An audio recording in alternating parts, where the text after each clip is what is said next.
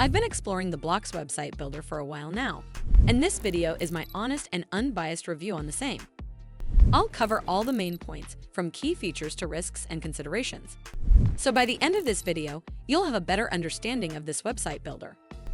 First, let's talk about what Blocs website builder actually offers. Blocs is a native web design app for Mac and iPad that lets you build beautiful, responsive websites without writing a single line of code. It's designed around a simple concept: stacking blocks and bricks, which are reusable design sections and elements you drag and drop onto your page. The workflow feels fluid, like building with digital Lego pieces, and because it's a standalone app, you don't need an internet connection to work.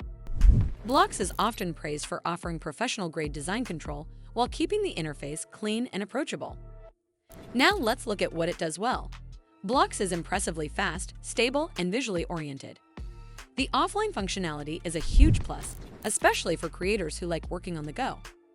Sites built with Blocs are fully responsive and based on the Bootstrap 5 framework, so they perform well across devices.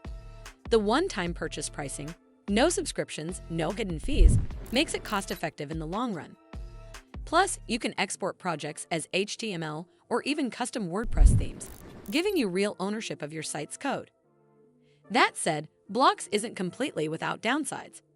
It's limited to the Mac and iPad ecosystem, which excludes Windows users. Newcomers will face a mild learning curve, particularly if they don't already understand the basics of web hosting and domain setup.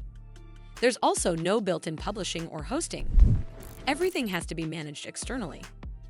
Overall, Blocs website builder is a thoughtful, design-focused tool ideal for creatives and professionals who value control, elegance, and performance over cloud-based convenience. It feels like software made for people who truly love design, not just web templates. Well, that's all for this video. I hope you found this video helpful.